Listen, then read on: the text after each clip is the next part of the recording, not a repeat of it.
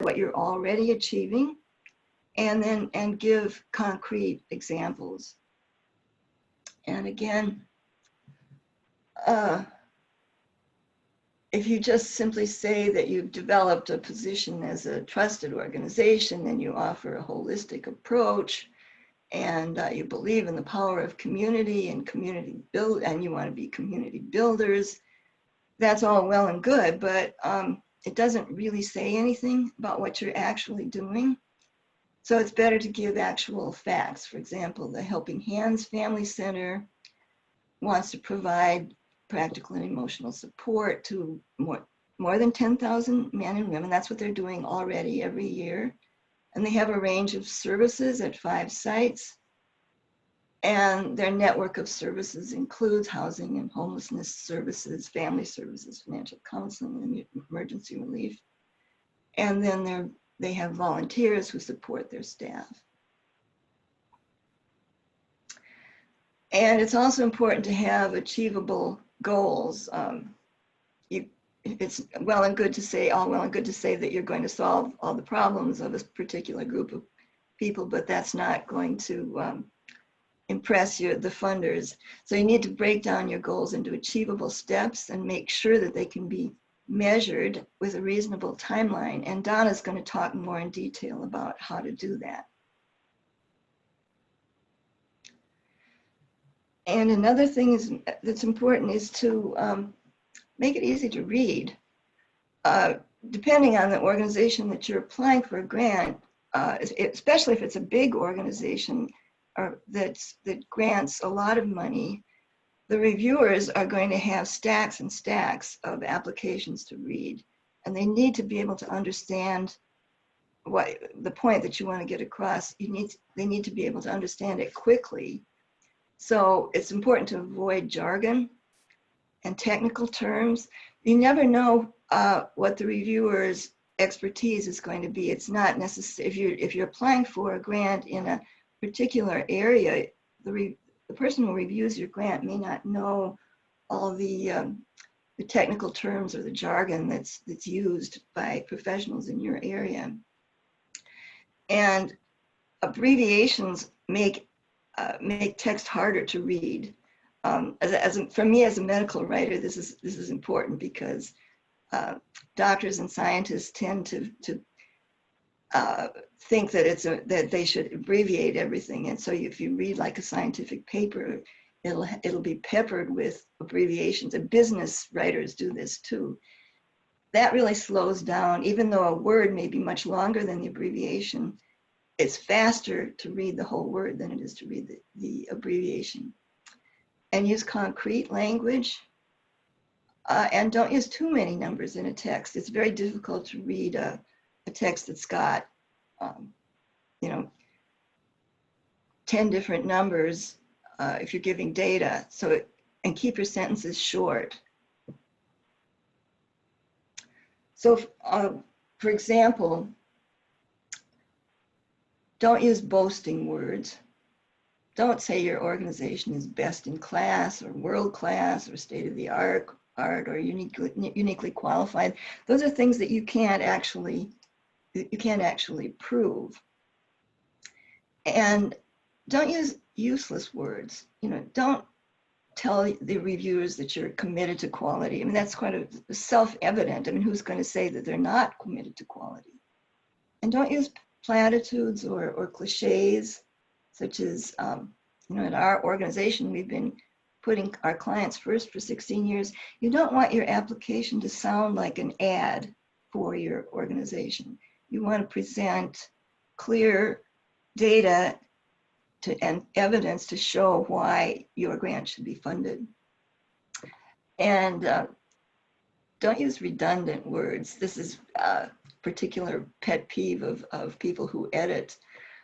For example, advanced planning. Advance is totally unnecessary here because you're only going to plan something in advance. And brief in duration, for example. Brief means in duration. To collaborate together. Collaborate means that you're working together. Or end result, for example. A result is the end. or don't say something is estimated at about something. It's either, your number is either about 10%, or you can estimate it that it's 10%, but it's redundant to say that you're estimating at about 10%. And could potentially happen is the same.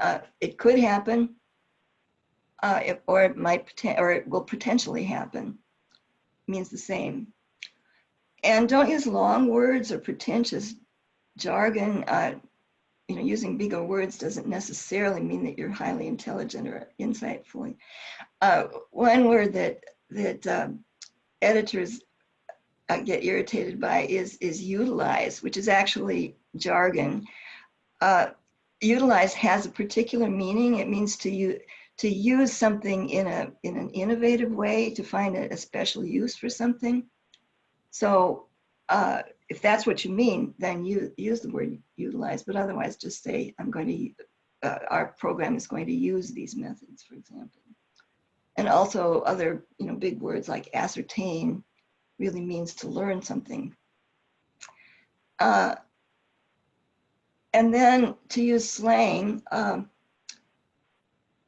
can kind of imply that you're not taking this proposal seriously. You want to be formal because you want to show that you're respecting the reviewer, and that you realize that this is a serious situation. This is a formal application.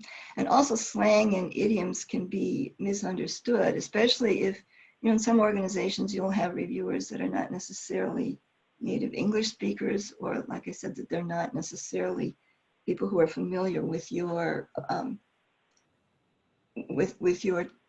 area of expertise. And for example, bottom line, or to be on a roll, brainstorming, are all words that we use in everyday conversation, but they're not necessarily words that you want to use in a serious presentation. And then it's also important to ask others to review your proposal before you turn it in. Have somebody proofread it. I mean, even the best writers make mistakes, and if you've worked very hard on a text, you don't see the mistakes unless you maybe leave it and come back a week later and read it again. Then you might see the typos. But if you've been working on it for hours on end, you may not see them. So it's really important to have somebody else look at your text. And it's also important to make sure that your nonprofit's board and members agree with what you're saying. And it's good to ask a friend or a colleague who doesn't know anything about your organization to read through the application. And if that colleague is inspired, then you know that you've got a good proposal. So that's pretty much all I wanted to say. And I'd like to ask if anybody has any questions.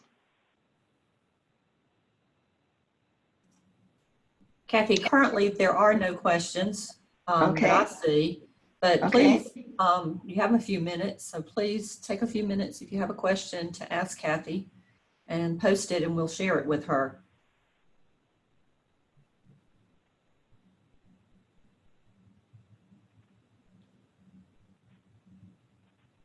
I would just add that was a lot of good content, Kathy, and I know that the points were on the handouts that went out in advance, and the PowerPoint helped flesh out some of the points that you made. So I do also reiterate what Donna said. I would encourage you to raise a question for clarification on any of those examples, because we have a few minutes to accommodate that.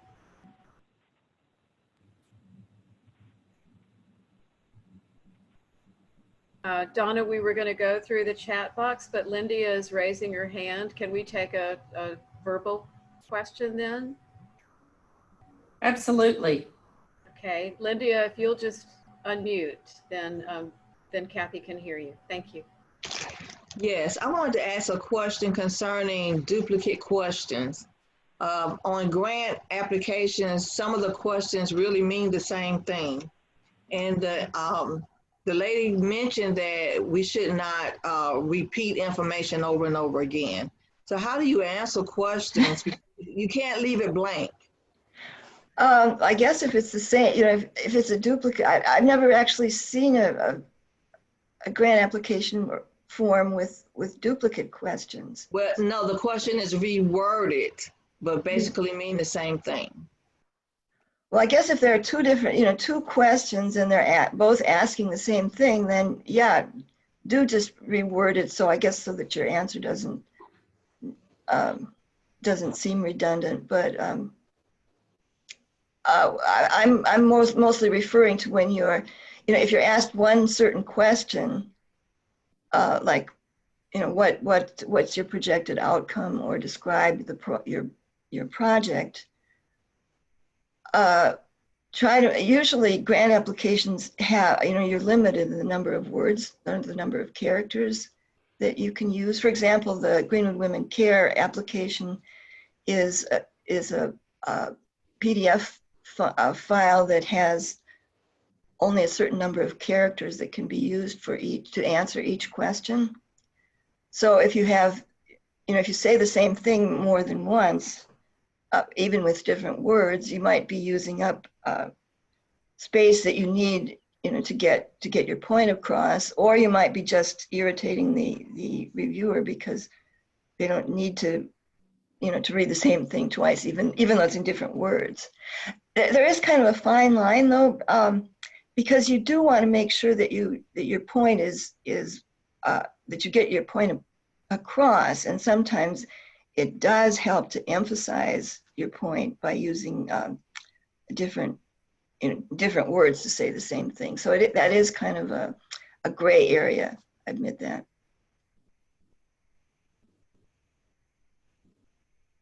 Since there seems to be no other question at this moment, and I do want us to stay on track, particularly so that our funders forum happens at the right time at the end of this workshop, I think I would just add a quick anecdote here. In another role along with Greenwood Women Care, I serve as the Director of Grants and Projects for the Greenwood County Community Foundation.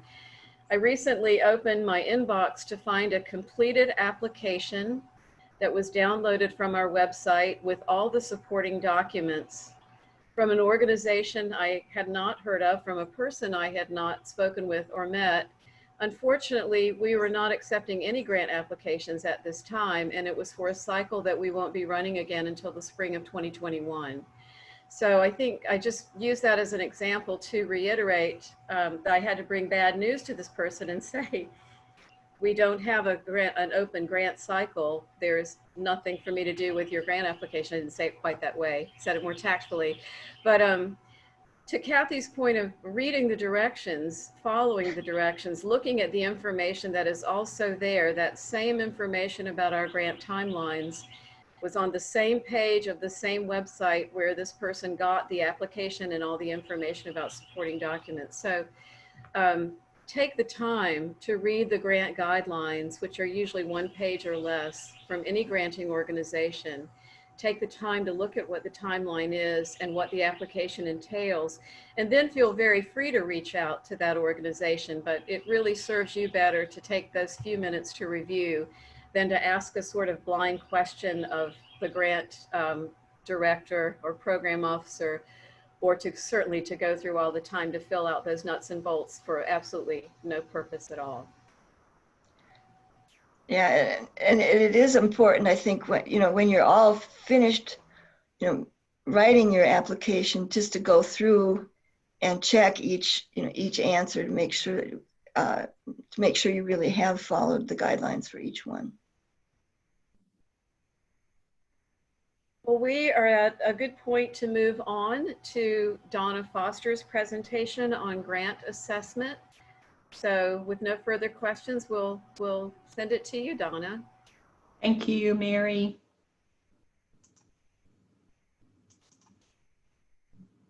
Okay. Can you see my screen? Okay, great. Thank you, Keith, for the feedback. So I am Donna Foster. I work at Piedmont Technical College. I've been at the college for about 27 years and served in a variety of roles, including instruction. In terms of grants, I've reviewed a good number of grants, and I've worked with the Greenwood Community Foundation as a grant reviewer as well. So I'm going to jump in here and talk to you a little bit about an assessment plan for grants, for your grant. So it's really important to receive the grant and to tell the funder how you're going to use the funds that you receive, but you also need to have a plan to assess how successfully you were in using those funds. So we're going to talk about how to plan an assessment of the grant that you're seeking to receive as you write that grant proposal. So your assessment plan communicates the following. It's a commitment that you're making to reach your stated goals and to be accountable for the funds received. So oftentimes, people are willing to provide funds to help a nonprofit in particular, and sometimes those funds are received without any strings. So the funder never knows how the project turned out.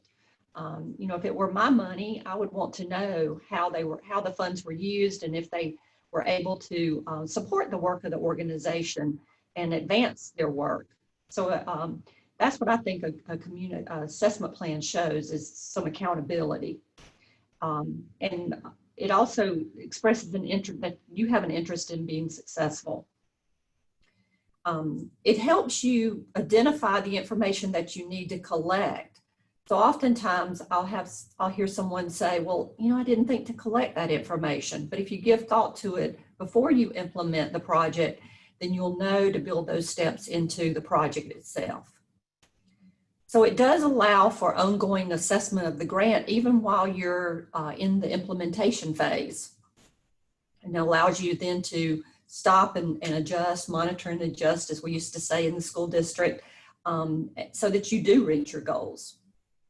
And then finally, it informs staff that you work with, or your governing board, or other stakeholders. It serves to inform them during that grant life cycle about your progress.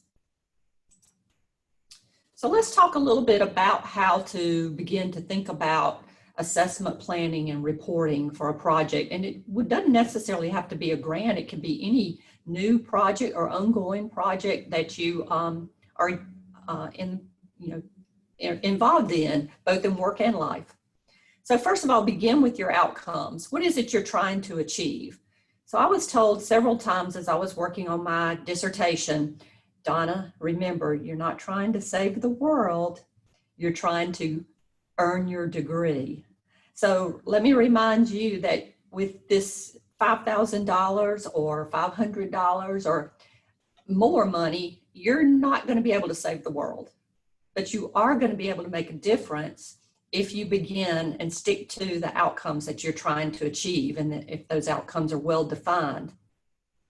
You also need to consider your timeline. You can't save the world in 6 months or in 1 year. So always think about, what can I accomplish? What's it reasonable to think that I can accomplish or my organization can accomplish in the time provided? How long is this program going to run? It's important, if you're going to offer an after-school program, when's it going to start? When's it going to end? That kind of thing. And then you need to do some brainstorming. You know what your outcomes are. You know what time you have to invest in the project. But then really brainstorm, what is it that you're trying to accomplish? Are you trying to provide transportation for citizens who need to visit the doctor? Are you trying to increase reading scores, and how much of an increase is it reasonable to expect given your timeline? How will you know when you've reached your goals? If you don't do some assessment of your clients who participate in your activity, you may not know, other than the fact that they participated, what you accomplished. How many services, events, or items will you provide? How many clients do you plan to serve? Again, you can't save the world, but you might be able to make a difference in 10, 15, 20, 50, 100. And if you're providing training, how will you determine if the learning occurred? So if you're training someone to do something, to read or to become a certified nursing assistant, how will you know when those clients have reached those goals? Or maybe you're providing some theater instruction. Are you going to do a performance at the end to show that the students mastered some of those skills that you taught them in the class, maybe the set or public speaking or things like that? Next, you need to, if appropriate, you need to determine your level of performance. So maybe you're serving clients, or maybe you're meeting transportation needs. We're going to look at that later, but maybe you can meet 85% of those needs. So you don't have to say you're going to meet 100%. Matter of fact, that might not be realistic. You might not be able to say that you're going to have third graders read on grade level if they're starting out with a very, very low or limited vocabulary or sight reading. So really give some thought to what is the desired level of performance that you hope to achieve. And then before you implement the grant, develop a plan for data collection. What do you need to know? Do you need to keep up with the participants? Do you need to keep up with the participants and and whether or not you provided the service that was requested? So sometimes setting up a spreadsheet or appointing one of your staff members to manage that data collection effort is important. You shouldn't be able to say, you shouldn't come back and say, I'm going to do this week-long project and not be able to tell me how many people participated on Tuesday. So you want to, make some plans for how you're going to collect things like attendance, participation, performance on an assessment, those kinds of things. And then next, collect the data during the project. And after the project ends, take some time to analyze the data. And if you need help with that, reach out to other people who can help you.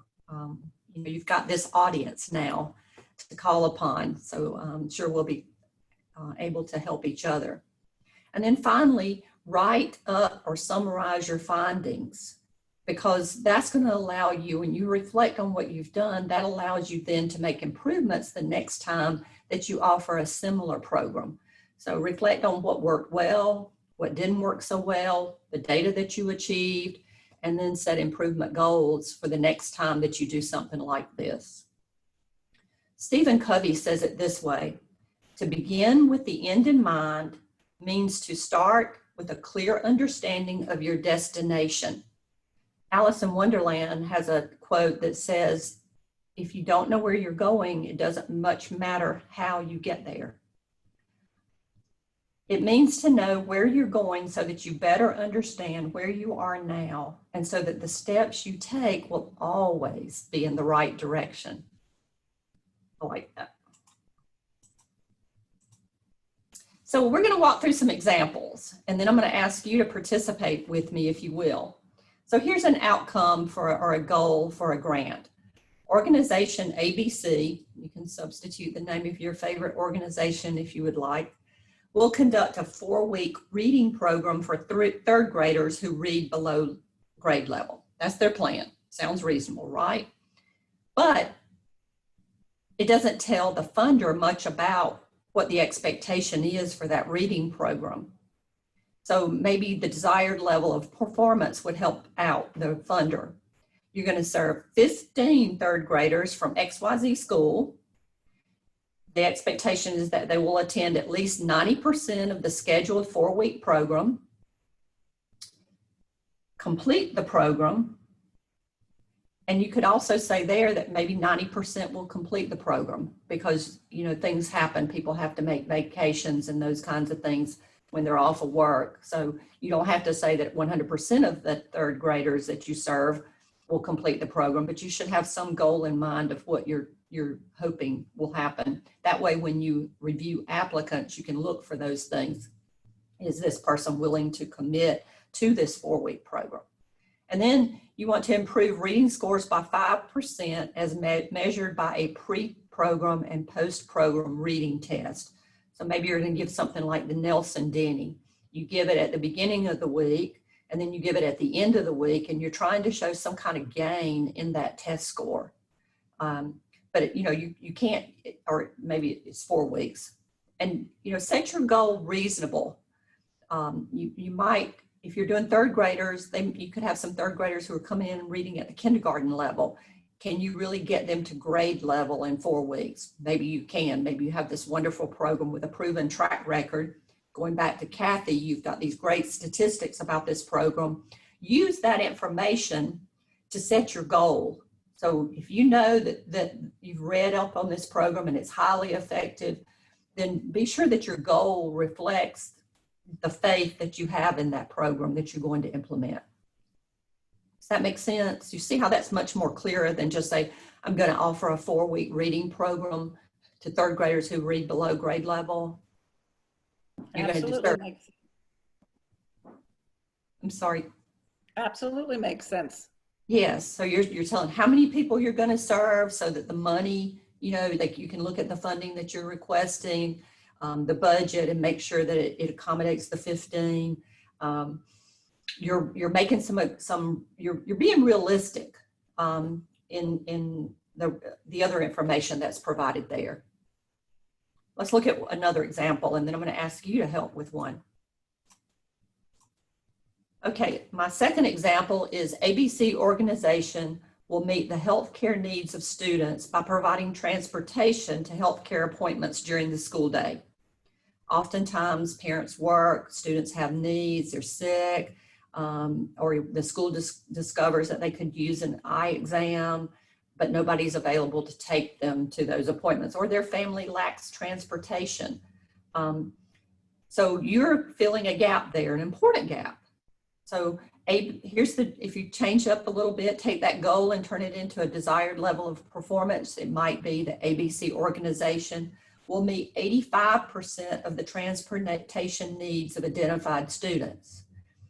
So if that were your desired level of performance, the data that you might want to collect is just how many students requested service, and then how many students were provided service.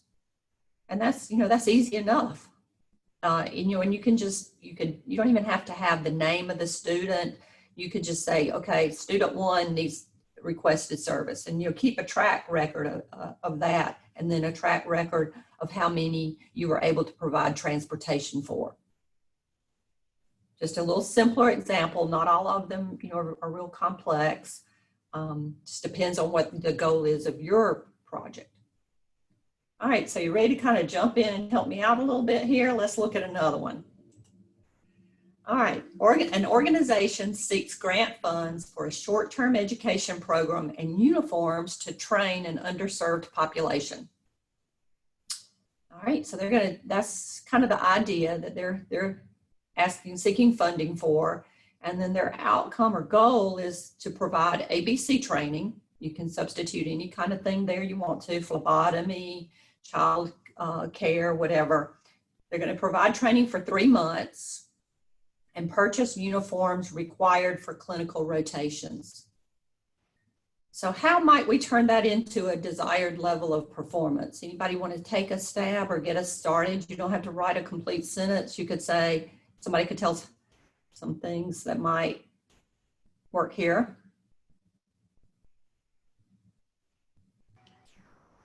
We're all learning. Donna, there's no question in the chat box at this point. So do you want people to utilize the hand raise option, or if they're off, or if they're off video, they can type it into the chat box? And right. So yeah. So I have a limited view of people that I see. So if you want to just unmute yourself, and Angelina, would you like to just unmute yourself and provide a comment?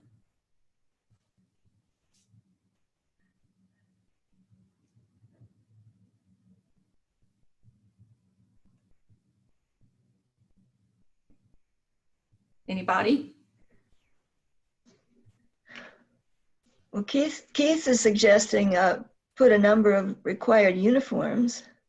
Yes. So maybe, it might not be adequate just to have, it's a 3-month program.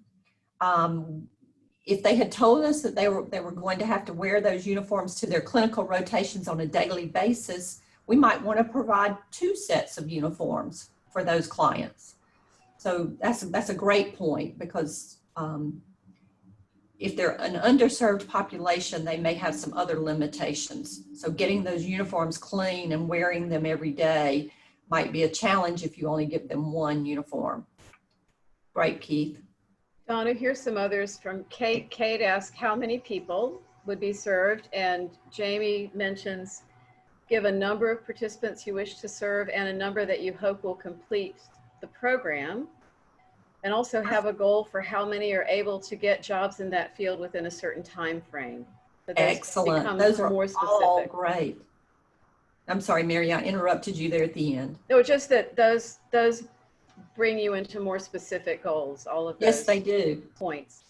And when you're talking about a program that's going to have a clinical rotation, it's important, even at the point when you're applying for the grant, that you've set up those clinical sites. It's not always easy, just from our experience here at Piedmont Tech, just to pop in somewhere and complete a clinical. That organization needs to know that you're, to be expecting and to agree to accommodate those students. So that the number of clinical rotations that you can participate in, or sites that you have, is going to limit the number of clients you can serve. I love the idea of how many will get a job, because that's the ultimate goal here, is that those students will gain, or those clients will gain, skills that allow them to become employed in the field. So excellent. Those are all really good thoughts. Thank you for coming up with those. All right, so let's start an activity here. Let's kind of put the whole thing that we've talked about this morning together a little bit, just quickly. I know we won't get, something that's worthy of funding, but we might. So let's think about an activity that, or an outcome for a $5,000 grant. So somebody come up with, what's an activity that we might seek funding for?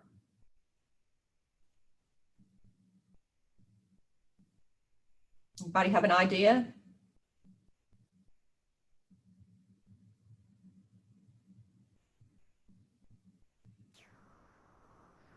It's okay if it's something near and dear to your heart. We won't take it as self-promotion. That's right, or something silly. Either way. Something that you've read a grant and this is what, you can borrow. Many of you suggested projects in the answer to your homework question, and you may suggest one of those.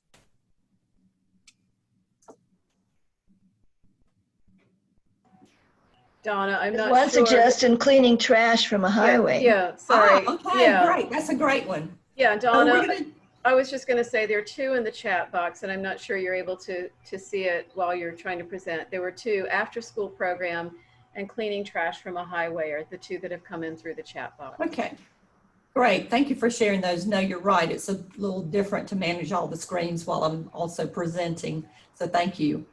Let's go with the trash. So we're going to clean trash from a highway. All right.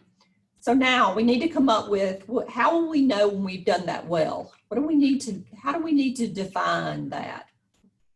What are some considerations, and where do you want to pick this trash up?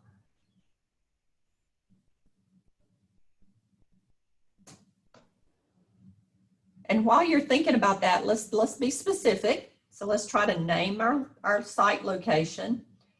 Let's name how often we're going to pick the trash up, maybe. How much trash we're intending to pick up. We want it to be attainable. You might want to investigate what areas in a city or in a county might for example, in Greenwood, I think there are a few streets that seem to attract trash, and you might want to concentrate on those. Yes, exactly. Thank you, Kathy. And then relevant and time bound. So something like we're going to pick up trash on Mathis Road or Calhoun Road on the first Saturday of every month for 3 months. And we're going to do that from 8 in the morning to 10 because it's summer and it's hot. So Donna, Uh-huh. excuse me, Donna, Nancy's offered it might be helpful to post pictures of the problem of trash along highways. And Kate offers how many people are going to participate and are they serving as volunteers? I guess by contrast, are they being offered a stipend for their work? great ideas. Pictures are also, are always effective too, especially in a summary report. If you can show participants having a good time, or the area's been cleaned up, or a meal being served, those are all great things. So I think you kind of get the idea here, even if we had limited participation. And then finally, if we're going to pick up trash, what data might we want to collect? You really have mentioned it already. Number of volunteers, the amount of trash that was collected. Before and after pictures are certainly effective in showing the results of the activity. So all of that is wonderful. So some good ideas there today. Thank you. Could you add something about a post plan, which would be to put garbage cans in the area? Because maybe that's the reason that the trash is there in the first place, that there is no place to put garbage cans or put their trash, so they're throwing it on the ground. Yeah, that's a great idea, especially for a park area. So yes, the next step might be to raise funds to do that. Great. Thank you. Again, we aren't saving the world. We're cleaning up Calhoun Road or Mathis Road or something. Having trouble drawing. Well, here are some additional resources. You may be a member, your nonprofit organization may be a member of the Council on Foundations. They have some wonderful resources. It does require membership to get into most of their resources. The South Carolina Department of Education has a link for a grant evaluation, and also some information on evaluating some health science or health projects. So do take a look at that. Found some good resources at St. Olaf College, and then just some books that you might be interested in. And then finally, learn more about those SMART goals, how to write those specific, measurable, attainable, relevant, and time-bound goals. So there's a link there as well. Mary, before you create your PDF, we might want to put the addresses beside these hyperlinks. So I'll send you that. And then just finally, people are involved in grant funding or funding grants. Donors fund grants because I feel as if they believe it's more rewarding to watch money change the world than it is to watch it accumulate. So I'll leave you that thought, and remember that's the reason people do what they do, or provide funds to support activities and to provide grants. It is more fun or more rewarding to watch money change our world than just to watch it accumulate somewhere. So thank you for your time, and we may have a few minutes for questions. Donna, Can I make Kathy? a comment? I just wanted to say that the book Grant Writing for Dummies is actually available on the internet. If you Google it, you should be able to find it. You can download the whole file. And I'd some like- good tips. Okay. I'd also like to add your mention of Council on Foundations prompted this.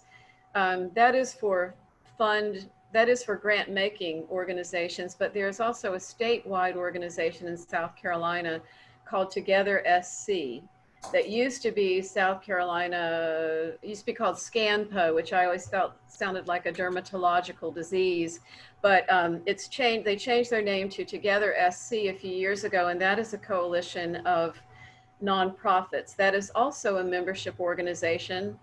Our foundation is a member, and so I'm not well schooled on how much information you can get on the website not being a member, but they have an annual summit meeting that changes location in South Carolina with just a wealth of workshops, really fine speakers and presenters. So you may want to explore membership and resources through Together SC as a nonprofit as well.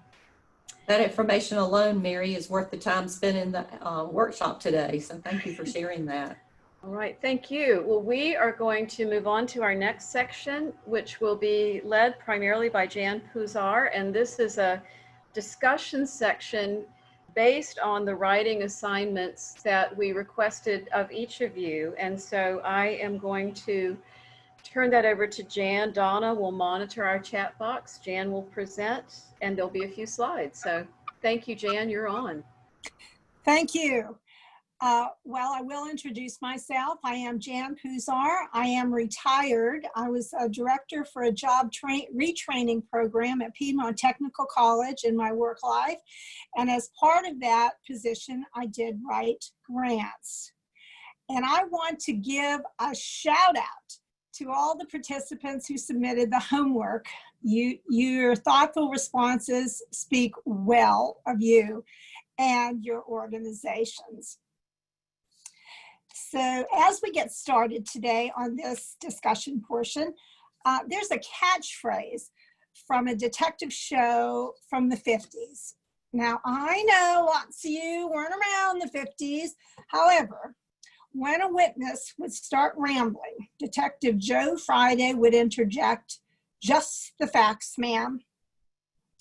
We'll overlook the sexist tone of the catchphrase this morning and focus on the guidance that Detective Friday was giving to the witness to provide information the detectives could use in their investigation. Just the facts.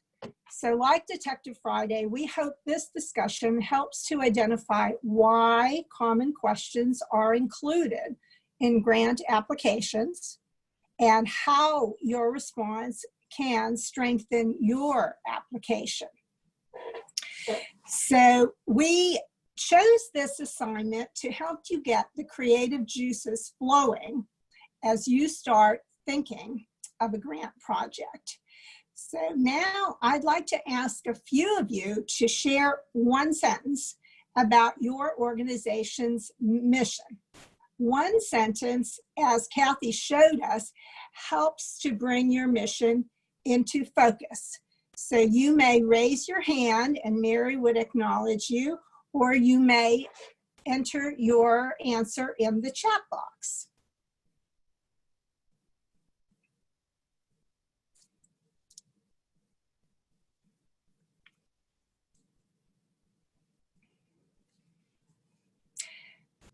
Several people, I underlined several people in the answers to the homework. I highlighted one sentence of an organization mission.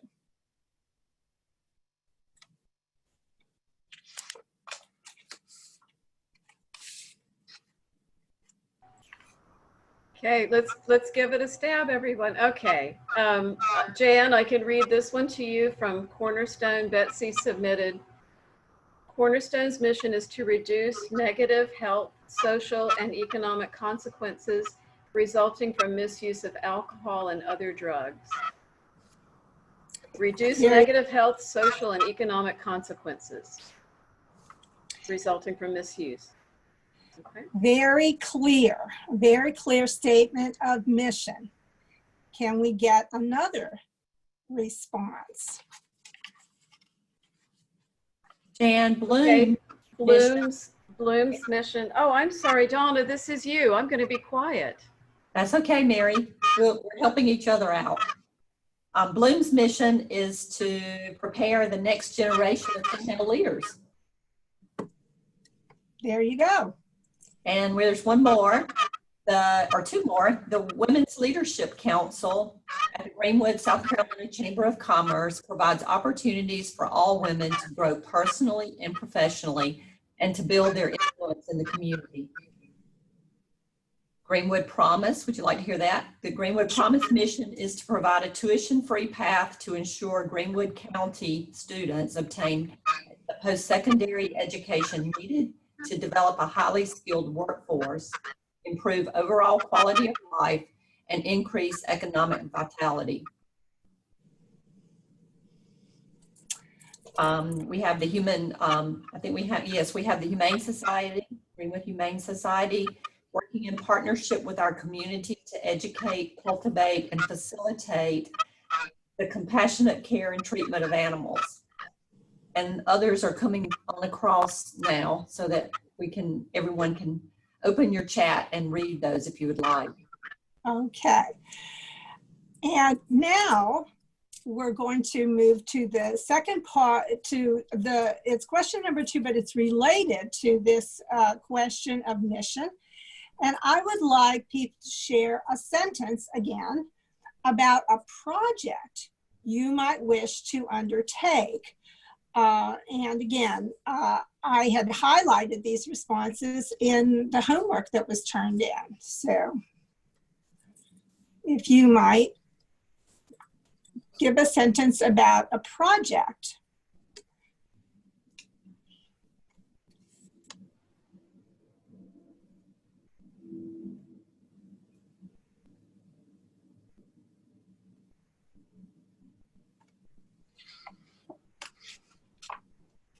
You all have different missions, so I don't think there's any worries that people will borrow. So just tell us about a project that you're interested in.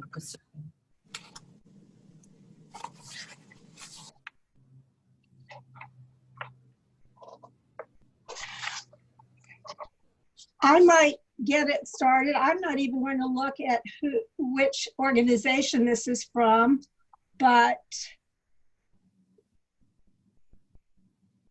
here's one if you want me to go ahead with it. Please. Okay, so how about Lead Hership Academy? I think that one came from Bloom, perhaps. Lead Hership Academy.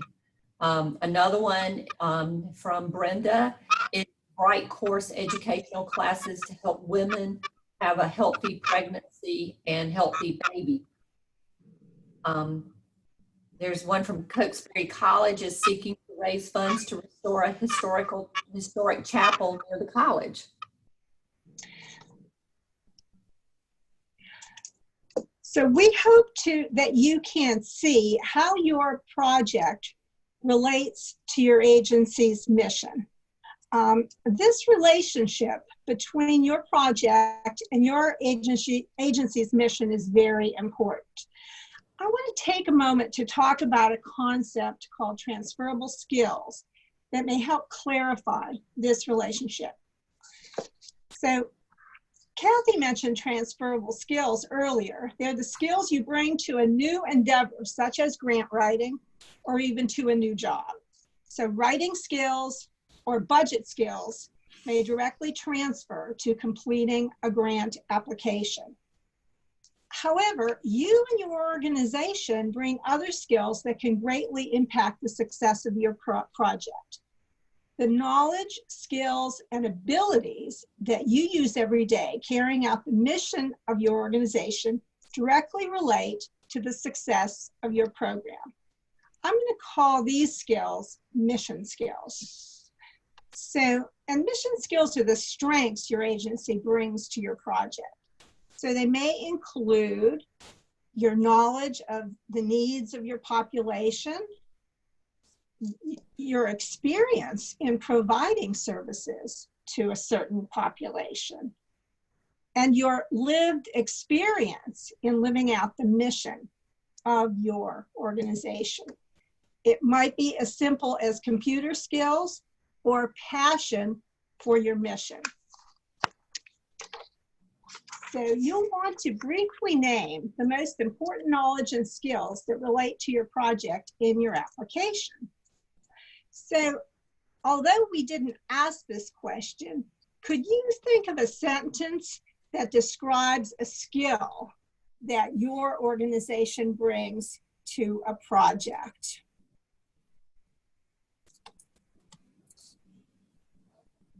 Knowledge, skills, or abilities that you use or your staff uses every day that make you successful.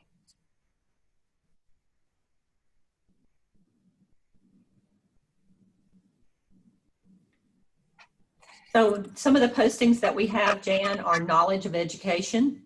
And I think they're talking about the local education, systems, evidence-based curriculum, proper handling and treatment of animals.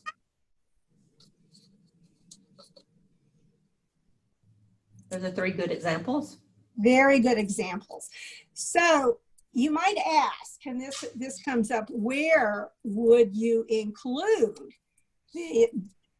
a statement about the skills and abilities that your organization brings? You'll probably name these skills as you describe your project, but you might include some of the organizational strengths where you describe your organization, maybe right in the beginning of the application. And most importantly, why is it important to name these skills? Because these skills provide the strengths that will make your project successful. So in summary, when your project is in line with your mission, your organization will already have many abilities and skills to use for your project. And may I add something at that point before you go on to the next? I was going to offer you an opportunity to say something. At this point or in a minute? No, right now. Right now, okay. We did have 3 more responses on the former question that you asked that I wanted to include. One is empathy toward women with a past abortion. This is through a pregnancy center, support center. Understanding of local and regional history. This is from a historical society. And public speaking. And I think public speaking reiterates what you were saying about skills that you may already have: writing skills, public speaking skills, networking skills, personal experiences or skills that relate to the mission. I just wanted to also build on some things Jan said about the project you're seeking funds for relating to your mission. It should be a demonstrable, clear line between your mission and your project. So a rather wild one, picking up from some of our conversation earlier, would be if your focus is early literacy, organizing a trash pickup is probably pretty far off from your mission. It may be a good experience for the children or adults that you're engaged with teaching literacy, but probably not something you want to seek funding for. It should not be a real head scratcher why you're seeking funding for a project that seems far afield of your primary mission. And one word for that is mission creep, to try to avoid mission creep in order to seek dollars. Try to stay very clear and close to your mission, because as Jan said, that's where your heart and your passion are. That's where your projects are likely to be most successful and most sustainable, because whatever the size of your staff, even if it's 1 volunteer, that's where your staff's focus and efforts are already centered. You may already have equipment or office space or other resources to support your core mission that help support that specific project as well. And finally, you already, to the extent that you have donors and donor understanding and support, it's going to be much easier to get them or keep them on board if you stay close to your core mission on the projects and programs that you're trying to promote. Okay. And are we ready to move on to the next question? So why would a granting organization request a budget?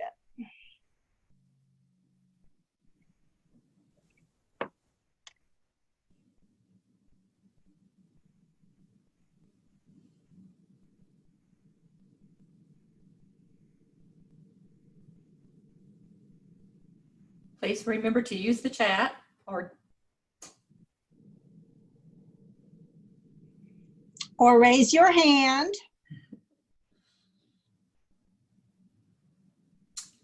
So someone posted to know, okay, now they're coming in really fast, to know how funds will be appropriated, to evaluate the effectiveness of the grant money, so that the grantor can ensure that the program is being implemented as it was proposed and that the funds are being used appropriately.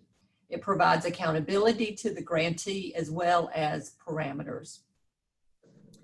To see how much grant money would be used directly towards the mission. To ensure that you are using the funds according to the guidelines they set forth. It shows integrity of the organization. Accountability on the back end. Another comment, clear plan of action to reach goal. Another, the use of funds. Two more, they want to know what you're going to do with the money they're giving you.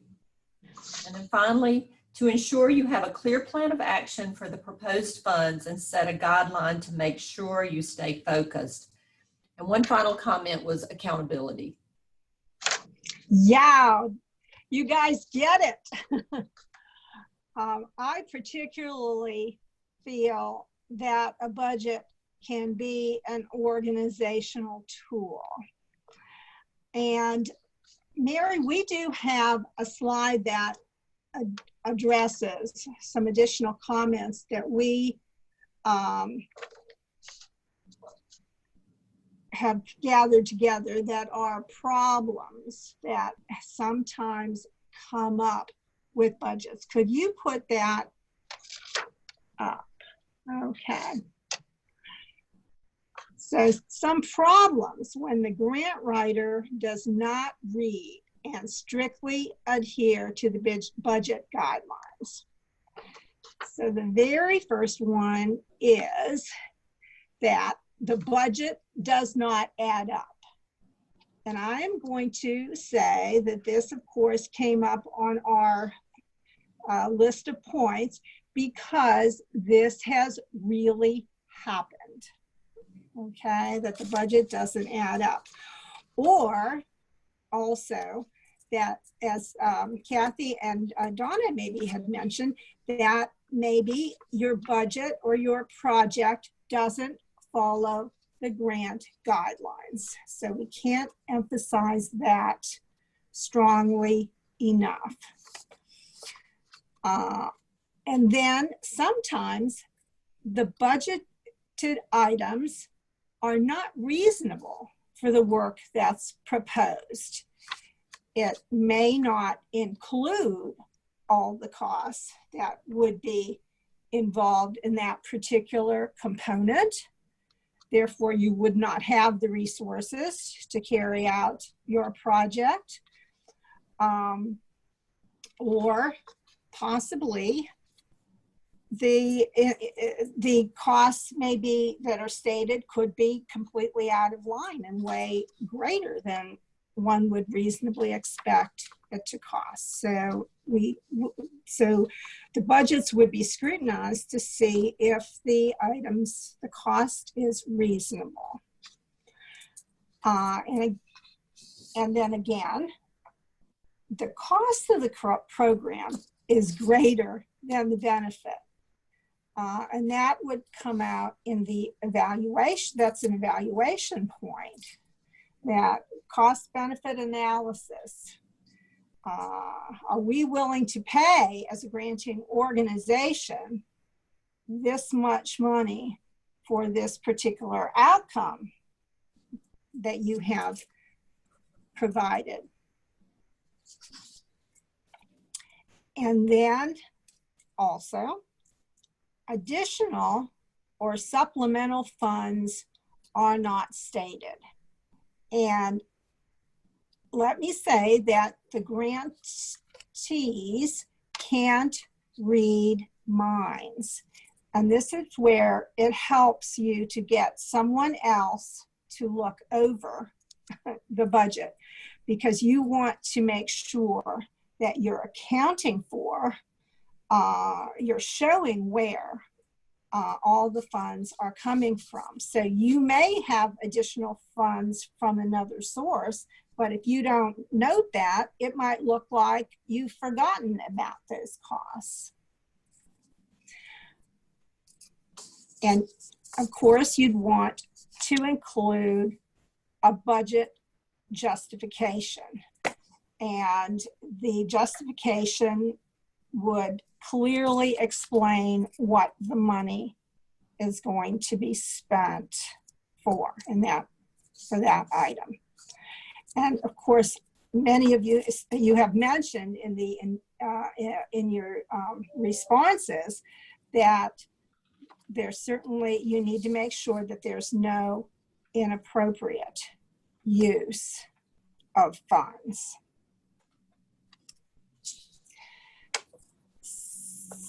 So your budget includes a lot of details. I guess I want to reiterate one more time that you want to utilize others in your organization. You may not be the primary person that works with the budget. So you will want to make sure that you're covering all of the items and make sure that all the components of the program are included in the budget.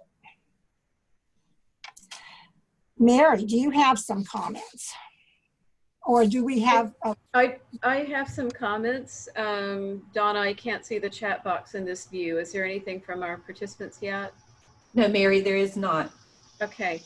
I do want to just add some things. I want to say that to the point that Jan was making about additional or supplemental funds are not stated, that it seems counterintuitive to say that you have the support of other funders, because I think going into grant writing, you want to make a compelling case to receive funds, and it can look like, you know, it's sort of like if a child goes to his parent and says, you know, can you give me $5 for this? And the parent says, do you remember that you have $100 in your bank account? You know, it can sound counterintuitive because you want to present a case for needing these funds.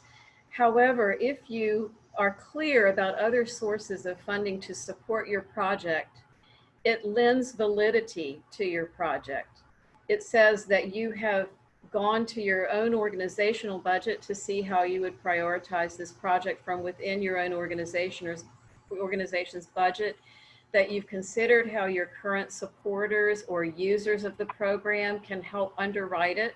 Sometimes that's appropriate, sometimes it's not, but it's an important question to explore. It actually strengthens your ask, because rather than this portrayal of poor us, nobody supports this, what you're really saying is this is worthy of support, and we've explored how we're going to find support for this project, and we're bringing that strength to this ask as well. I want to use an anecdote as my last comment on this section. I was serving on a local board of directors, and several years ago, and at one point, the board president asked for 100% financial board support. And the chair did not ask for a dollar amount. They didn't ask everyone to commit 100 or 500 or 1,000 or $15. They just asked for some measure of financial support from every board member. And honestly, from the chair that I sat in at that time, I was not the chair, I was sitting in a chair around the table, and I thought, that's a no-brainer, of course. We're all supporting this organization, we're sitting on the board. But when the end of the year report came out, I found out about half the board was not financially supporting the organization. They were not listed on the contributors, and there weren't enough anonymous listings to account for them. And what I learned from that experience is, and the board chair stated, we can't really go outside our organization and ask for funding support if we don't even have support of those who get it, those who say they get our mission and want to devote time to board service.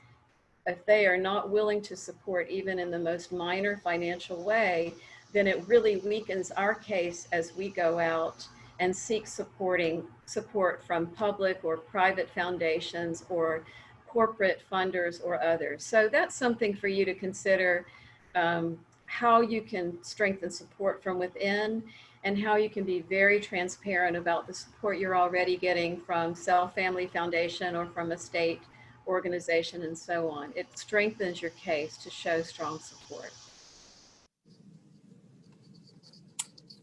Thank you. And moving on ahead, then we asked a question about collaboration. Why would a granting organization want to know whether and how your organization collaborates with other organizations in your community? So please raise your hand or enter a chat.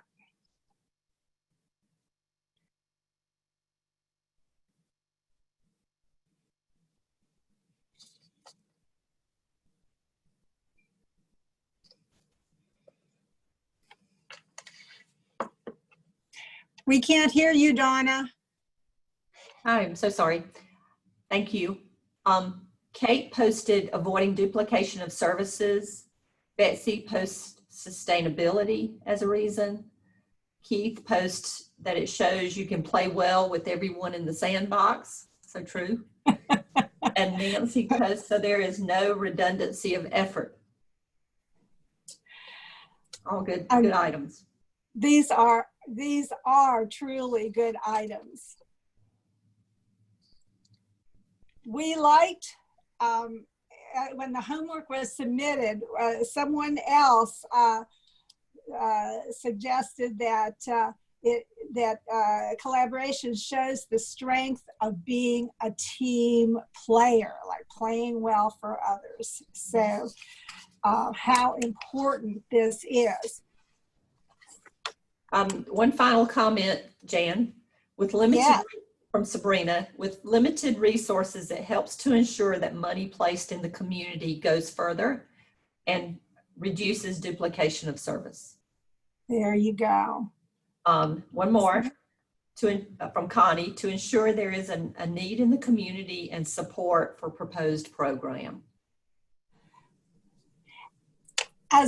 As we were discussing this question in preparation for the workshop, Mary made a comment about collaboration, and so I'll encourage her to offer any comments that she has. Okay, first, it looks like Kathy would like to share something. Kathy. Okay. Yeah, well, I just wanted to say, I mean, it is a little bit hard to find a balance when you're writing about your collaborative efforts. You don't want to give the impression that you're duplicating whatever else is being and you still want to show that you're a team player. So how do you reconcile the two? Is that a question? It's a question, yeah. I think it's a difficult thing sometimes. Does anybody, I will throw it back to the group. I have a thought. Does anyone have, how would you avoid duplication of services in your collaboration?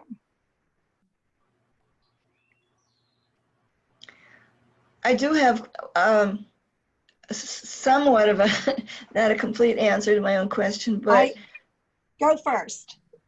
Okay.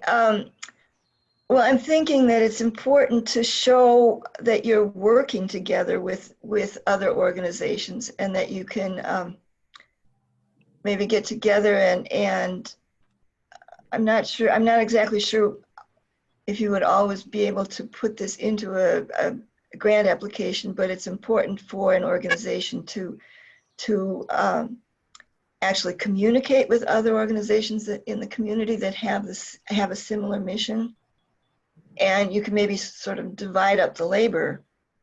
One of you can concentrate on one aspect, and you can. I think that might be important for a funder to know how that's being done in a community. I saw some comments coming over the chat line, I think. Yes. So someone asked Jan if there was a listing of not-for-profit organizations in Greenwood. So I was just typing about the Nonprofit Council through the Greenwood Chamber of Commerce, and that might be a good resource. This particular person is new to the area. It's Nancy. So would y'all, if anybody has a resource for Nancy that lists our not-for-profit organizations, would you type that in the chat box as a response to her?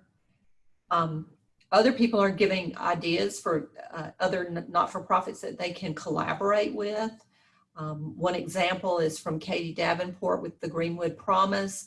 Katie says that she could see a collaborative effort between the Greenwood Promise and the Boys and Girls Club.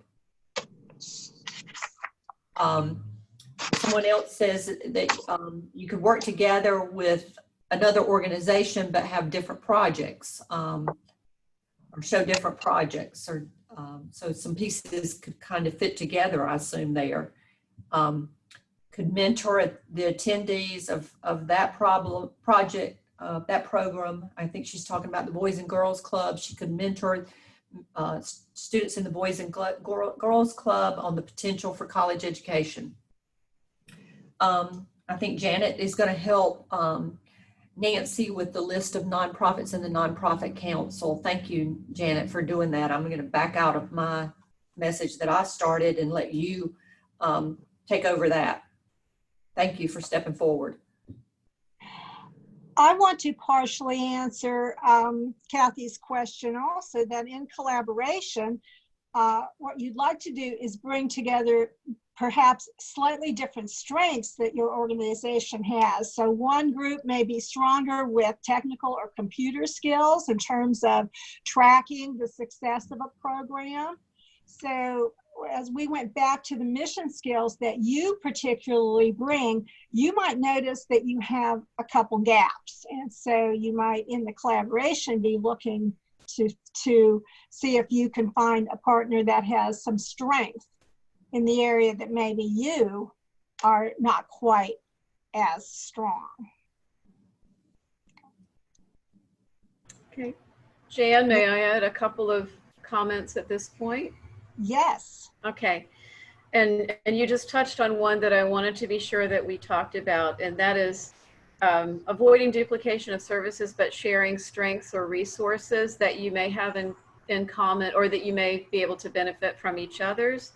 One illustration I would give is, or that you may be new and another organization has a contact list that they're willing to share with you because they don't see themselves as in competition with your organization.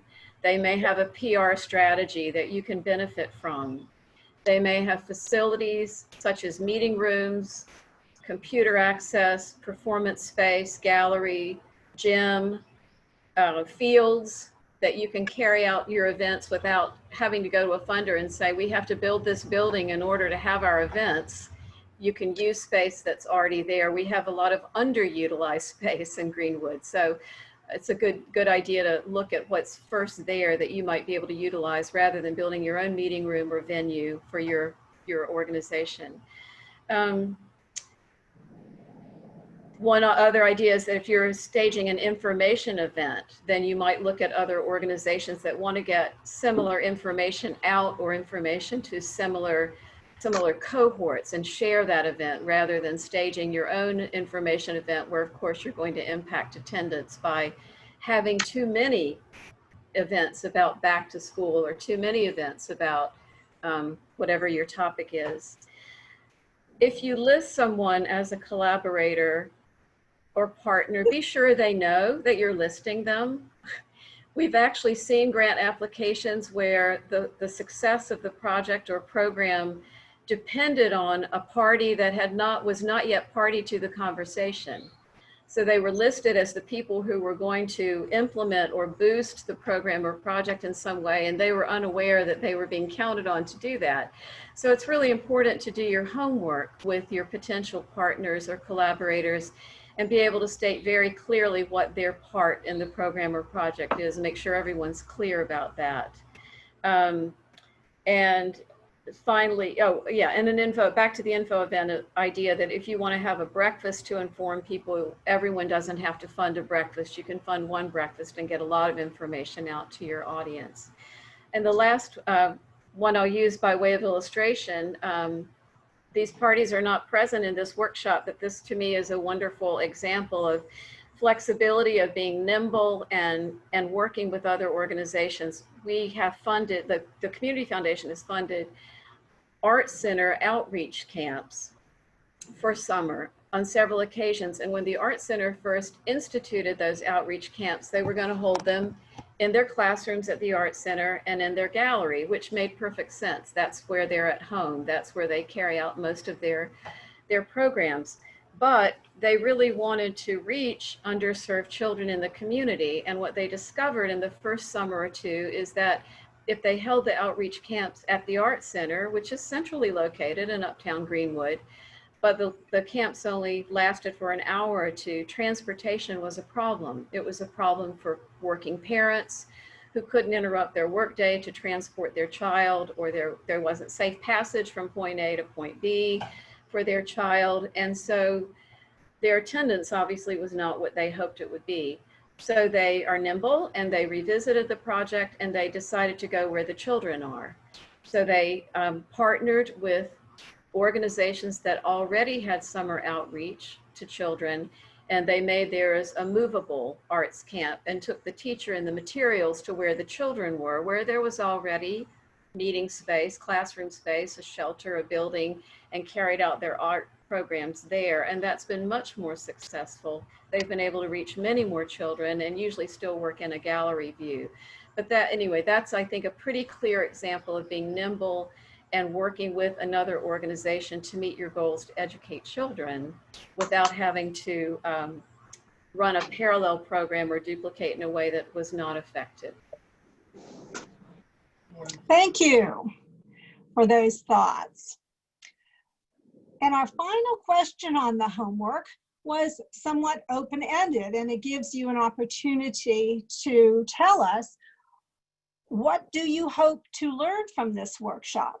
So at this point, I will ask if there are things remaining that you hope to learn from this workshop.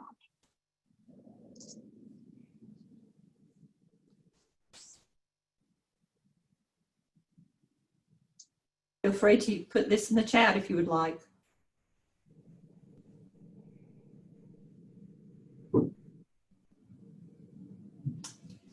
Amy, I see that you might have a comment you'd like to make at this point. No, okay.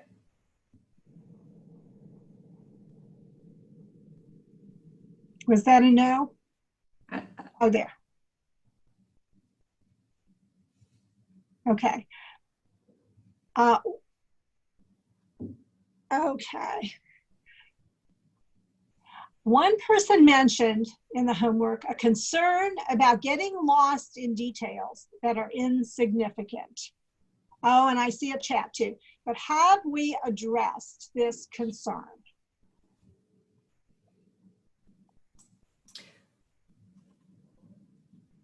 Jan, I think in Kathy's PowerPoint or presentation, she talked about and pointed out some of the things that were relevant and then the things that weren't. So perhaps that's helpful. That slide would be helpful. She had 3 examples of 3 organizations or items that an organization wanted to complete. Here are a couple other ideas from some of the individuals who participated. Someone wants to just better their grant writing, don't we all?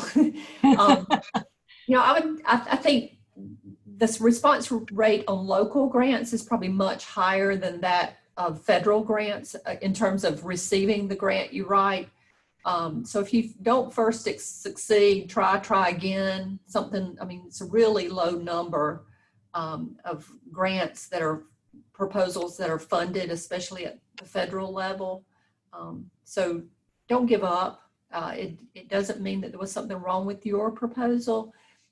It just means the competition might have been strong. So don't give up, keep submitting them, try to use pieces, so that you aren't always reinventing the wheel. That would be my suggestion too.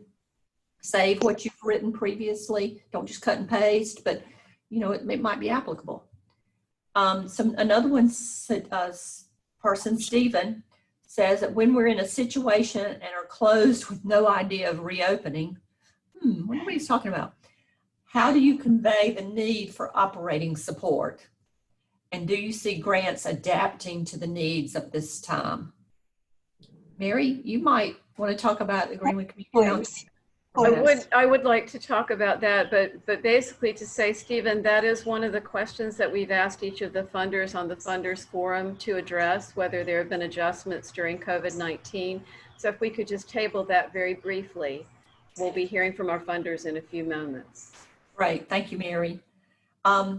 Lydia says, many of the concerns have been answered and much to consider, and she offers a thank you. Thank you.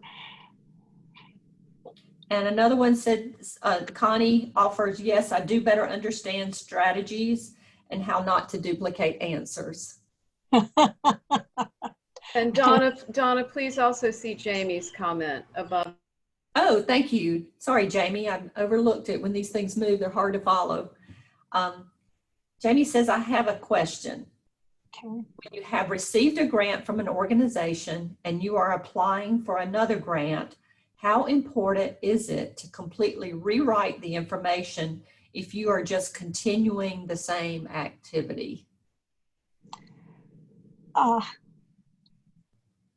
Okay, I did not exactly follow the question. I think I could try to field that question.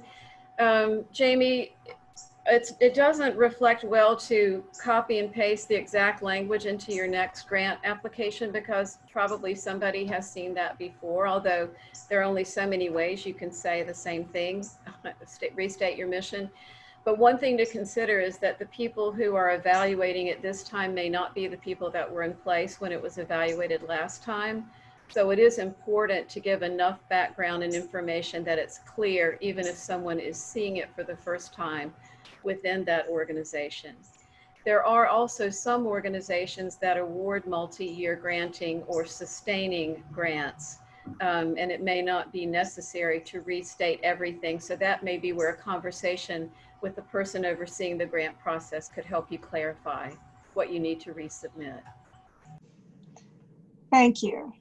Good place to use some of the assessment information also, to talk about, what you've learned and what how you might do this a little differently, or the success shows that you just want to continue and repeat what you did so that you experience more success.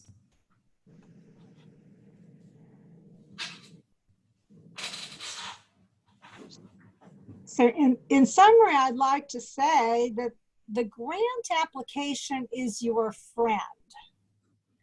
The application itself often walks you through the planning process, and we specifically address how the budget can be very helpful for you in your planning for your project. And of course, we've said numerous times that it's important to stay on topic. Look for an appropriate place to include important information that impacts on your project. And so I'm going to go back to my introduction and say, just like Detective Friday said, just the facts and put them in the right place. Mary, do you have comments? No more on this section. Thank you, Jan. Thank you. Okay, everyone, we're moving into the home stretch here, and our next portion for the next 25 minutes or so will be our funders forum. I sent the information out to you about who will be participating on this forum. We're going to go alphabetically by last name, and if we are able to wind up their comments by 12:25, we will also be going to our chat box and our raised hand mechanism for asking questions. So we will address questions at the very end of all 5 speakers if time allows, if we finish before 12:25. So go ahead and post your questions as they arise, and you can ask general questions of funders, or you can ask specific questions for the funders who are present. I will mention that Salento Anderson is going first, and he may have to leave early because of other duties that he has today. So just bear that in mind. So we have with us today Salento Anderson from South Regional Healthcare. Emily Fendley is representing United Way of Greenwood and Abbeville counties. Mamie Nicholson is here from the Self Family Foundation. Tracy Williams is with us as co-chair of the Grants Review and Awards Committee and a member of the steering committee of Greenwood Women Care. So she's speaking to you about Greenwood Women Care grants. And I'm here in my role as Director of Grants and Projects with the Greenwood County Community Foundation. So we've asked each representative to briefly introduce themselves beyond what I've just said, and give brief remarks on their organization that focuses on their organization as a funder. It will not surprise you that United Way and Self Regional Healthcare do many, many other things. The Community Foundation and Greenwood Women Care do many other things. Self Family represents philanthropy in many ways, but they're going to be focusing on who they are as a local funder, not the full range of their mission. So go to them individually with questions, or their website if you have broader questions. They'll be noting any particular priorities they have as a funder, whether they fund around certain focus areas or more broadly, and they will address whether they are making any adjustments in their funding priorities or practices due to COVID-19. So with that, I would like to hand over the floor to Salento Anderson. And thank you, Salento, for being with us today. No problem. Thank you, Mary. Can you all hear me okay? Great. I'm actually on my phone. We've got a COVID screening that's going on today, so I'm helping with those responsibilities. So I do apologize that I'll have to step out after this. But if anyone has questions, Mary, I'm fine with you just distributing my email address, my phone number as well. You all feel free to reach out to me with any questions that you may have. But as Mary mentioned, my name is Salento Anderson. I'm the Director of Occupational Health Services and also Community Prevention and Wellness Services here at Self Regional Healthcare. And I'm the staff liaison for our Community Health Committee. I've been with Self Regional now, it'll be 14 years next month. And our organization, in which we focus with giving grants, it's all based on our community health needs assessment. This community health needs assessment is conducted every 3 years. And when that's conducted, we have different areas of focus that we oftentimes submit grants to local entities. So for example, a couple areas of our focus areas for us is access to care. That's one of our focus areas. We also have cancer incidence as a focus area. Obesity is a focus area there as well. And you're able to see these focus areas on our website as well, along with the full community health needs assessment.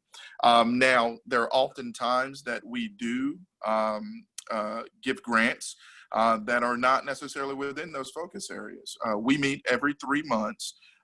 There's a collection of different individuals throughout the community that range from other nonprofit areas, physicians. Our CEO sits on our community health committee as well, along with other business people within our counties as well. So one of the main things that we really like to focus on are things that we can't necessarily touch as a healthcare system. We can support those things, but we can't necessarily go out and do those things. I'll give you an example of one of those. We have funded Beyond Abuse before. And if you think about it, as a healthcare organization, we can't necessarily be on the front lines doing things, when it comes to sexual abuse and trauma and such, but we can support those initiatives. So oftentimes we do support initiatives like that. So things that we can't necessarily touch, we will go out and support those things. As far as now, during the COVID pandemic, just like probably a variety of other entities, we have paused our funding just for reasons that we don't know when this pandemic will end. We don't know how long the pandemic will go as well, but when we do start back to open that grant funding process, I'll definitely let Mary know. We'll get that out to other funders as well, so that you all will be aware of those things. As far as the grant process within ourselves, we typically do not fund multi-year grants. Now, that's not to say that you can't submit a grant yearly, because we'll look at that grant, we'll review that grant, and we will see if it's going to be the best needs for our organization as well. But we typically do not fund multi-year grants as well. One of the things that I could give as a piece of advice for those of you who are looking for grants, especially within our area, of course, Greenwood is a small small area. So of course, everybody's probably reaching out to the same entities for grants and opportunities. One thing that I will say is disclose that information in your grant application. If you know that you're looking for funds from, the Self-Regional Healthcare Hospital Healthcare Organization, along with the Self Family Foundation, disclose that information to both entities. That way, that allows each entity to have the best information that's available. Also, it allows us to earmark funds to other organizations who may not be collaborating with any other entity. So I do say that that doesn't mean that we're going to say, oh, you're getting funds elsewhere, we're not going to give you funds, but it just allows us to make the best and most practical decision with those funds. Again, we base our funding opportunities off of our community health needs assessment. You can find that on our website. And if you all have any questions, feel free to reach out to me, reach out to Mary, and I'll be more than happy to assist you with any information that I can. Salento, I'd like to thank you, and I know you may not be here at the end of the forum. You did give a number of specifics. Are there guidelines, or is there a document with those specifics available on the website? Yes, ma'am. So and again, I can get that information to you all. There are guidelines. For example, you are required to be a nonprofit organization. We've got to get the prior year's tax information from you there as well. So there is a document. It's about a one-page document that has those specifics, and I am able to get that information to you all. Okay, thank you so much, Salento. We're going to move on to Emily Findley from United Way. Can y'all hear me too? Yes. Yes. Hello. Hi. I'm Emily. I'm the Director of Community Impact at the United Way of Greenwood and Abbeville counties. I started there in 2013 as a tax intern. I was a Lander student. I came back the next year as a senior with Lander and was the site coordinator for the VITA free tax program, and then just kind of morphed into program coordinator and then other outreach activities until working my way up now to Director of Community Impact, and been in the position for about a year now. So United Way, as she said, is a little different as a funder because we also have programs. We're also, that anchor organization for local profit networks and collaboration. Our funding priorities have always been the education, health, and income, with a focus on education for the area. However, they're all very interconnected. A child is not going to learn if their basic needs are not met, if they are not healthy, and an adult that is less educated, more likely to have health issues or be in a low-income job where basic needs are not met. So it's all very connected. But when people apply, we do ask them to pick one of what their main goal is going to be for evaluation, but most intertwine as well. So for United Way, we have our annual community campaign. We have our resource development director, and she goes in, before COVID, goes into Fuji and the Ascend and our organizations here in town. We raise funds through payroll deduction. We have private donors, and we have that community campaign, and the money is mostly raised in Greenwood and Abbeville counties, and then we grant it back out to Greenwood and Abbeville County organizations through our yearly grant process. That is limited. Now we know for this year, we have no idea what the next pledge cycle is going to look like, or how the donations that were pledged last year, what's going to come in because of differences in employment. But even in the best of years, that's a very limited fund because Greenwood and Abbeville, the counties, it's only so deep. We don't have unlimited pockets to reach into. So our big goal is to pivot and build the partnerships and encourage our collaboration among nonprofits and networks to be able to apply for bigger funding from outside of our community to bring in.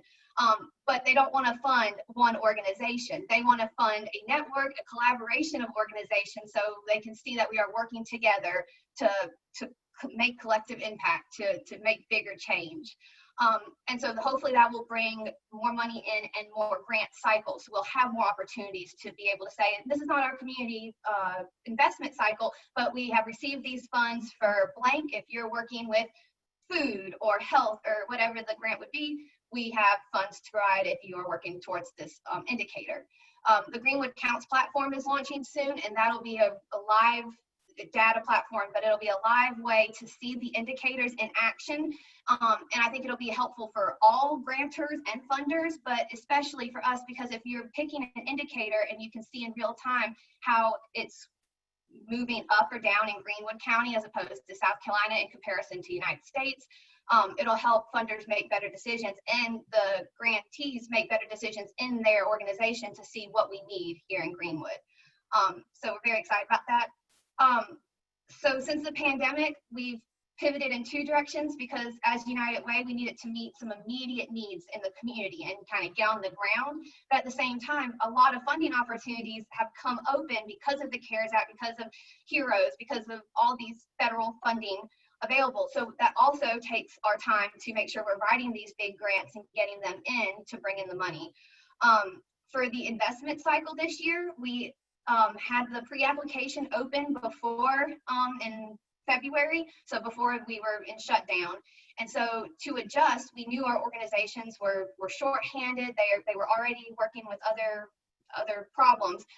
So we shortened the process for this year, and then we asked them to, I guess, amend or update their proposal to anything that they're doing with COVID-19, how their needs have changed, how their program may have changed. So we could give that to our investment team for additional consideration for funding.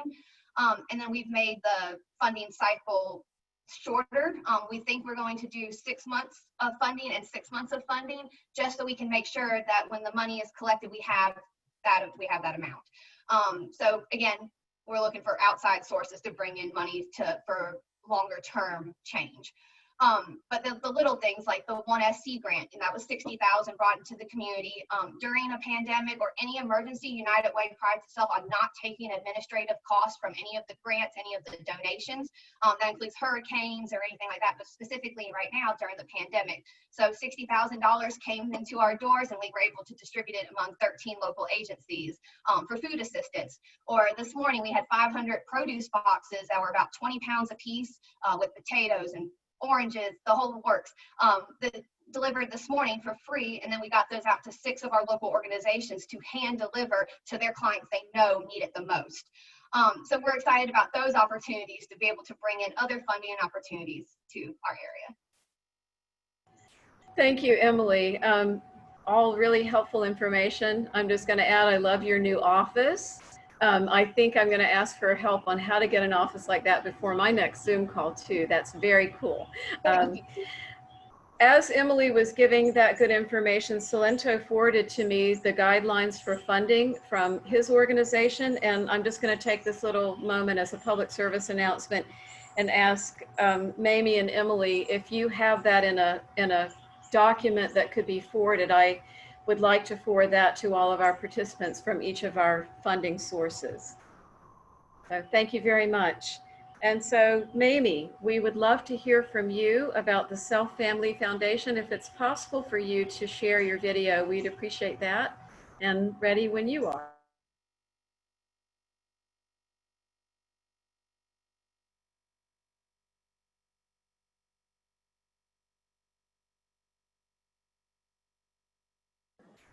Can you hear me? Hello? We can hear you, Mamie. We wish we could see you. Is it possible to share a video or a screenshot? Yes. Okay. Well, if I can get up here and get it.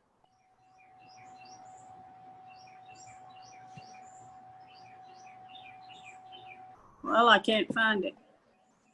Is she on a computer? Because at the bottom of the screen, she has to hit show video. Maybe if you're on a desktop, it should be on the lower left next to the microphone. I am on my iPad. Jan, can you help with that? And make sure she doesn't have tape across the camera like a lot of us do. Dan, you need to unmute.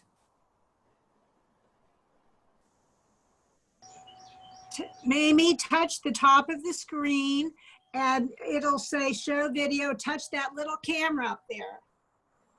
Well, There's the show. There you are. Well, Excellent. I knew it was up there somewhere. I just couldn't get it to come up for me. I've been hiding from y'all this morning. Good morning, everyone. Can you hear me now? Okay, the Self Family Foundation has been in Greenwood County providing grants actually since 1942. And I think if you're on the call, you probably are a little bit familiar with us. Our grant making process is online. You need to go online and complete an application there and set up a profile for your organization in order to apply to us. The first thing you're asked to do prior to submitting a grant request is to contact me. My contact information is there on our website. If you go to www.selffoundation.org, you can see all of that information there.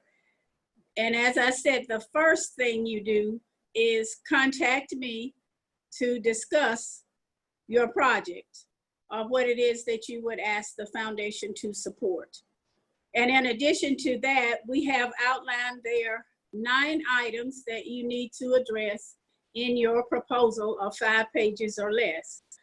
There is a letter that needs to be addressed to us from the head of your organization. If it's the executive director, the president of the foundation, or whoever is the head of the agency.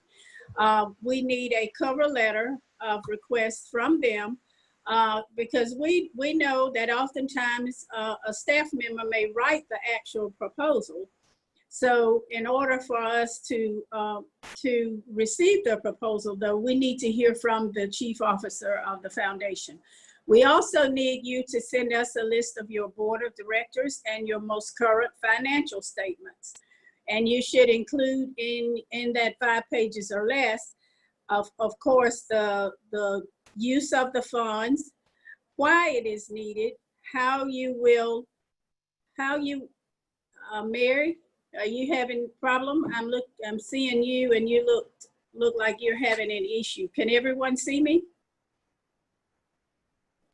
I am taking screenshots as you speak. So if you see me moving, don't let it distract you. Oh, okay. I thought there was a problem with our transmission here. We need to know how you plan to accomplish your goals that you outlined in the proposal. We also need to know that you have the capacity to complete the project that you submitted the request for. And then if a grant is awarded, you will receive from me at some point an interim progress report to let us know how you're doing and if you've encountered any problems with proceeding with your grant. And then a final progress report at the end of the grant when the grant is expended. That lets us know what happened during the period of the grant, and also if you were able to achieve accomplish the goals that you had outlined in your proposal. So in that final report, you will need to go back to the goals that you outlined to us and address each one of those to let us know how you were able to accomplish those. And again, you submit your grant request online. There is an application form. You will complete that application form, and then upload all of the additional documents. One of the questions that I get all the time is, does that 5 pages include the financials and other documents? It does not. And then also, if you have submitted grants to us in the past and your 501c3 has not changed, I will have that on file. So that is one document you would not have to continue uploading. But you would need on your financial statements to submit to us your most current financial statement, and also to submit a budget for the project. A project for the budget that outlines each item, what it will be used for, and how much each part of that project will cost. Also, you will need to submit to us if you have any other income sources that will assist with this project. So I need to know if you've applied to the Greenwood County Community Foundation and you expect to receive funds for this same project, or if you have achieved funds for this same project. One of the reasons for that is that we do not fund 100% of any project. And so when you apply to the Self Family Foundation, you know that you will not get 100% of the grant amount that you asked for. So we need to know that you are able to complete the project even with the grant amount that we award, although it's not 100%. So you need to have some resources when you come to us to assist with the project. You also need to outline to us the other resources that will go towards this project. If it is human capital, or if it's in kind, or whatever other resources that you may have that would assist you in completing this project, would need to be outlined to us. Once I receive your request, and I don't know how much time I'm allotted here, but once I receive your request, it receives an initial review, an initial screening, just to see if it does indeed meet all of our guidelines, our criteria. And then if it does, you will hear back from me either way. You will hear back from me. And then it is forwarded to our trustees for their initial screening. It is scored by our trustees. Those scores are tabulated. And then if your request receives a majority of yes grants, yes responses, then it will be reviewed at their quarterly board meeting.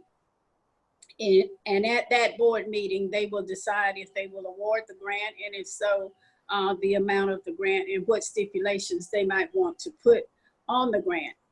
Trustees meet to review grants 4 times a year. They meet in April.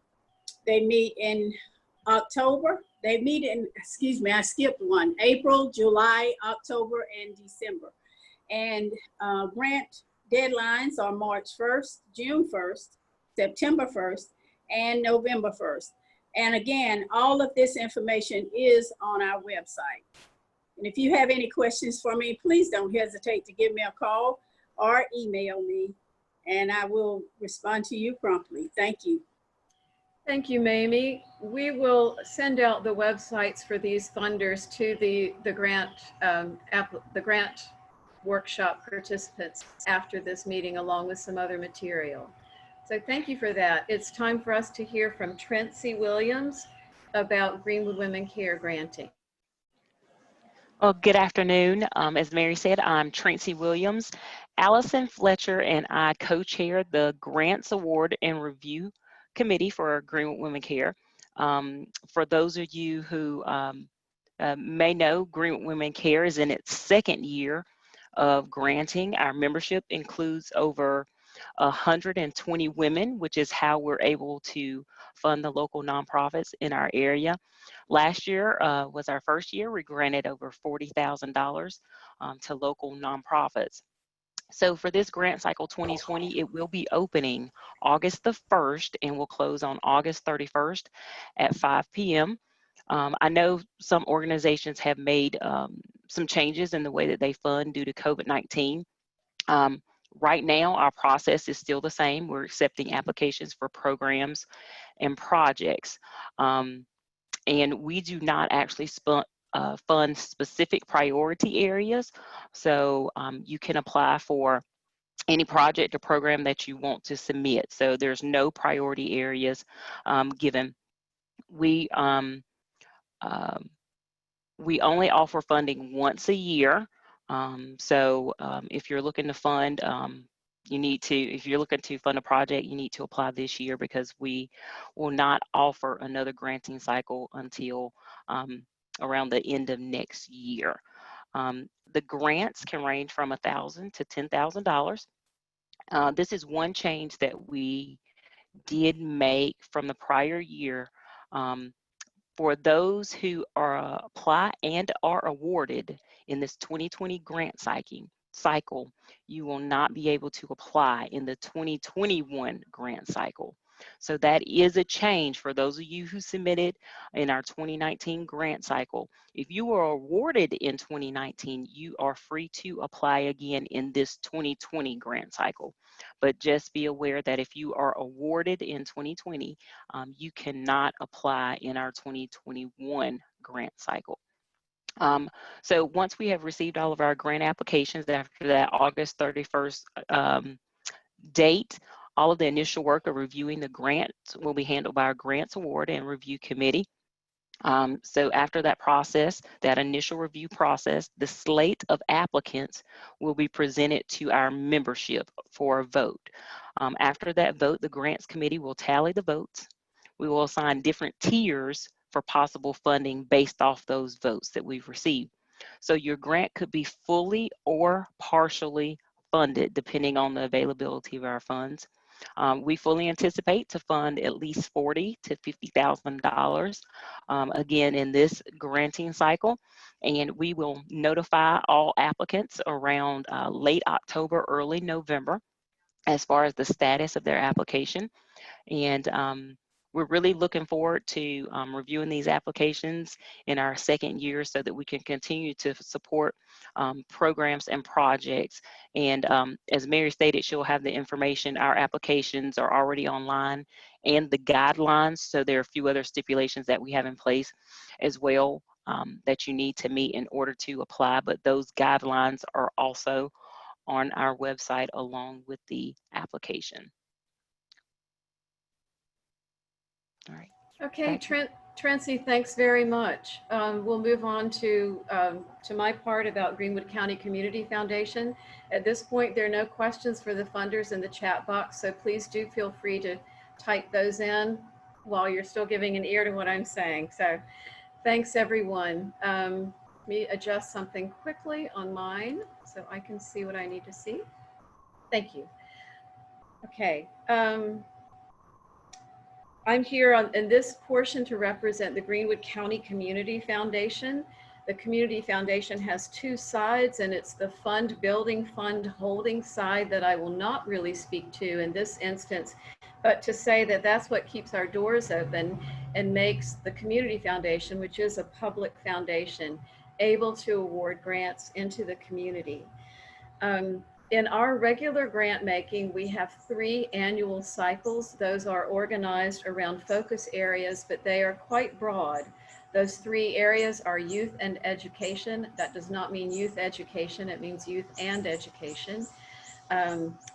Community enhancement, which is a placeholder for arts and culture and quality of life types of applications, but not exclusive to arts organizations.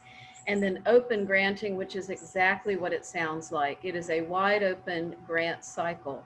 We are able to consider grant applications from any organization with 501c3 or comparable tax exempt status that is whose project or program is serving residents of Greenwood County.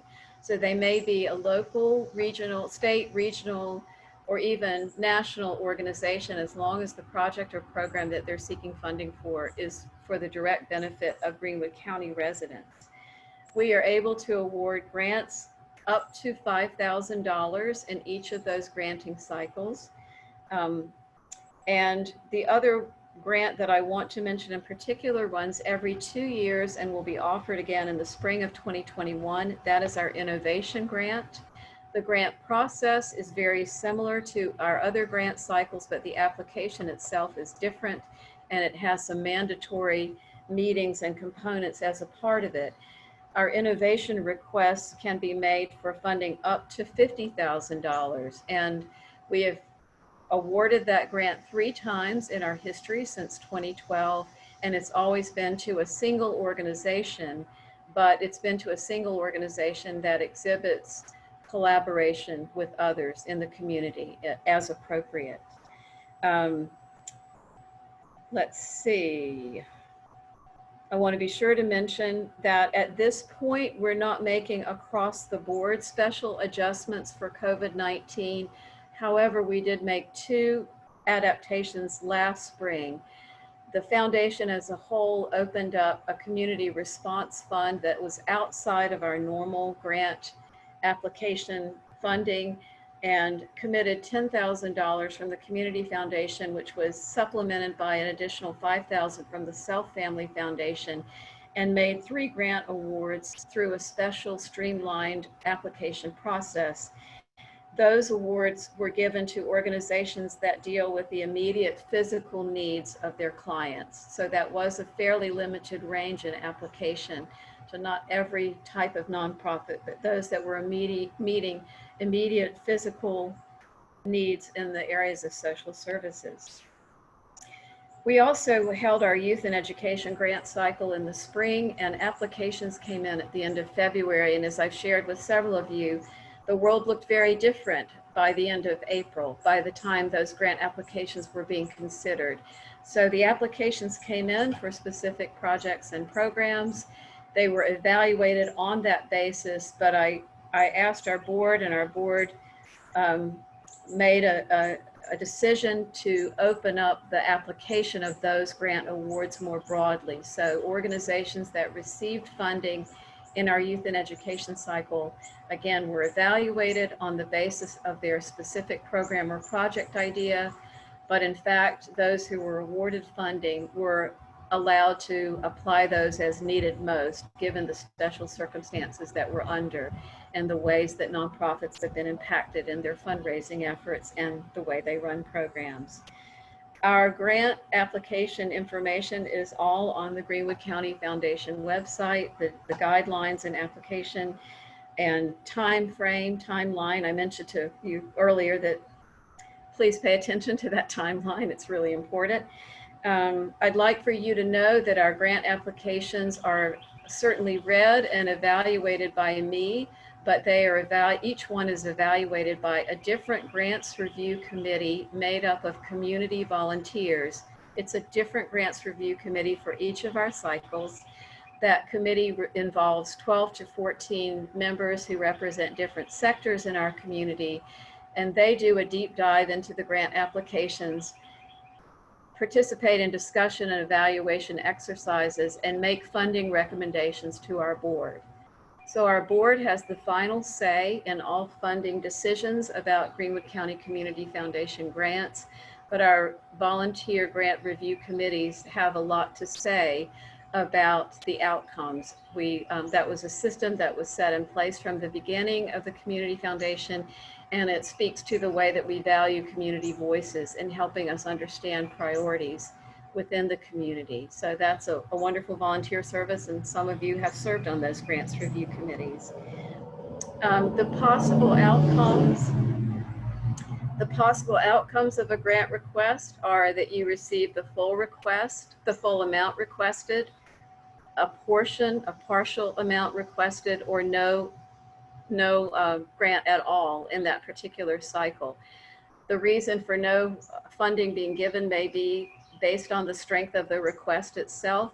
Very often it's based on the fact that our grant requests for funding exceed and sometimes far exceed our ability to grant. So there is there's an evaluation of the grant request itself, and then there's a necessary evaluation of that grant request in relation to the other ones in the grant pool at any given time. If your organization receives no funding in that cycle, you are invited to reapply in our open grant cycle, either with exactly the same application, an entirely new one, or an edited one.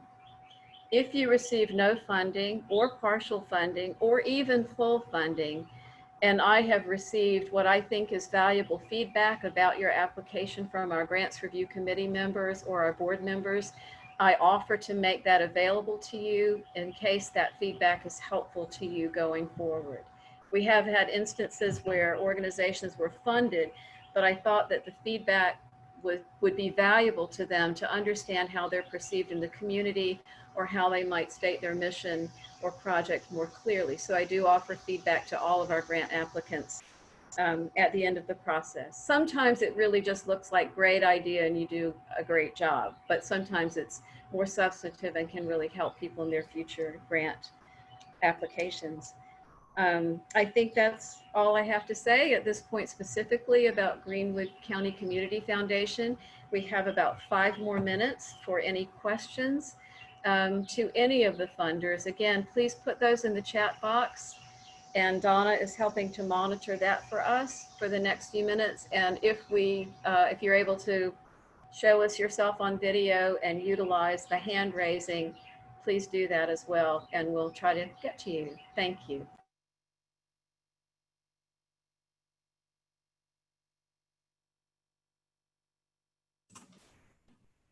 Panel, there's currently no questions, but I'm hopeful that someone has one they want to ask, and we'll post it.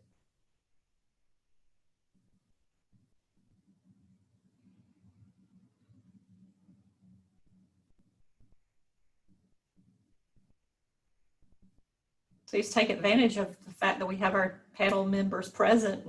Now is a great time to ask a question. Oh, here we go. So here's a question from Keith for our panel. Can 2 organizations apply together for the same grant?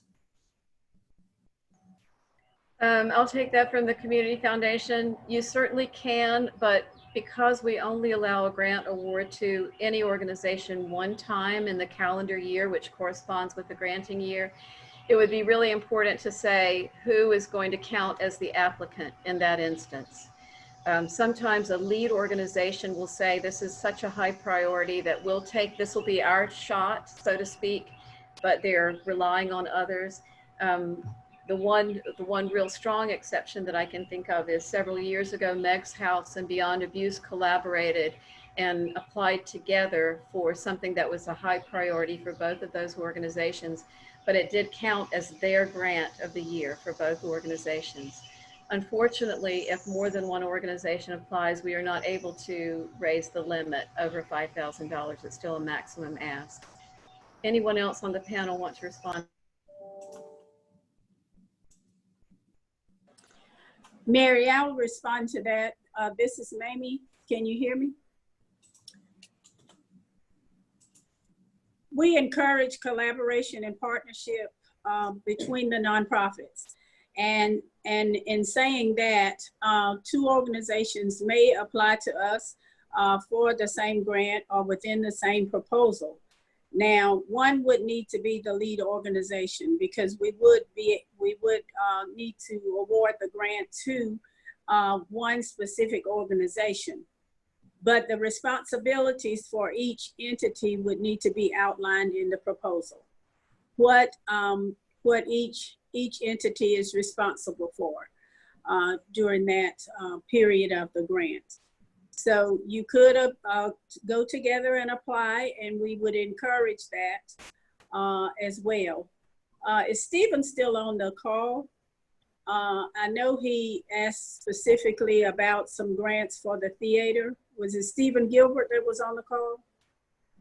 Yes, and he's still on. He's just muted. Mm-hmm.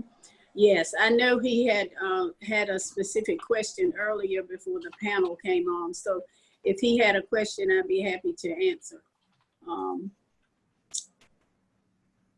Stevens was specifically about how different funders were handling COVID-19 funding. And that's, we each touched on that, but if there's more from Self Family, we would like to hear that. And someone else, and maybe just before you speak, someone else has raised the question, are there any COVID specific grants available? We have a project that's time sensitive based on an issue related to COVID. Before you speak about Self's response, I'll just simply interject. There have been a number of state grants available through 1SC and other organizations about COVID related grants. Again, many of them have addressed food scarcity and direct human services, but Andrea, you may want to explore potential state funders. And now I'd like for Mamie to be able to say whatever else you'd like to say about Self. Our board met in April, right in the middle of the COVID epidemic, and that prior to even our April meeting, I was able to award some emergency funds to organizations that had immediate needs, and have been able to do so in the midst of the pandemic as well. Now, I will have a board meeting this Saturday, and we'll know after then if they are going to extend that opportunity. But I was allowed to accept grants out of cycle and to forward them to them, forward the request on to them for review. And they did award those grants, the ones that I forwarded to them in the midst of this. So, and as Mary mentioned earlier, we did put a small amount of funding, $5,000, into the COVID relief fund at the community foundation as well. It's just about time for us to wrap up our funders forum and have a closing statement from Tracy Williams as representative, or co-chair of the grants committee. But I think just in addition to that, I would say, I like to say that what I don't know, Ms. Google does know, and I'm pretty sure Google's a woman because she knows a whole lot. And I would just suggest that you do take some time to Google special COVID-19 funding. I think there is some dedicated to social services, to the arts, to arts organizations. I'm sure there is a wide need and a wide clamoring for those, but I think it would be worth your while to search for sources outside our immediate community as well. And obviously this is a pandemic that continues to unfold. None of us know the duration. None of us know the repercussions and how long this will go on. So funders will also be revisiting how they practice their grant making going forward. And so it would just be good to continue to search out those sources. We're going to let Tracy have the final word here, but I'd like to say on behalf of the planning committee for this workshop, Donna, Kathy, Jan, and myself, that we are so grateful for the wonderful response, for all of you hanging with us for 2.5 hours, and for bringing your thoughtful questions to bear on this. And Tracy, with that, we will turn it over to you. Thank you so much, Mary. First, thank you to all of you for actually taking time out of your day, out of your schedule, as Mary said, 2.5 hours, to learn a little bit more about grant writing and what's needed. Secondly, thank you especially to Mamie, Emily, Salento, and Mary for providing their perspectives from their respective organizations as being funders in our local community. I hope each of you who were able to attend receive some valuable information that you can take back and share with others in your organizations or just other nonprofits in the area as well. Lastly, a special thank you to Mary, Jan, Donna, and Kathy for putting together this workshop. They had many meetings, many Zoom calls, many exchange of emails to pull all of this together. And you know, it was originally planned for in-person venue, which we hope to be able to do, but we weren't able to do it. But they pulled together the Zoom call and went through some test runs to make this all possible. So thank you for taking the time out of your busy schedules to put all of this together. And I'm thrilled to have all of these ladies as a part of our grants award and review committee. We have some other ladies that aren't on this call who kind of work in the background as well, but those 4 ladies pulled this workshop together, so we are eternally grateful. Just from a side note for Greenwood Women Care, just a reminder again, our grant will open on August the 1st and close August 31st at 5 p.m. So as we stated earlier, if you're interested in learning more, you can go to our website. I know Mary's going to send out some more information, as well as the PowerPoint slides that were presented today. You will also receive those in an email. So you will get another email with a lot of valuable information from this workshop, more information from your funders as far as how to contact them and their websites, and a little bit about their application process. So just once again, thank you all so much for taking the time out of your busy schedule. I hope you have a great rest of the afternoon, and we hope to see some of your applications soon. So thanks so much.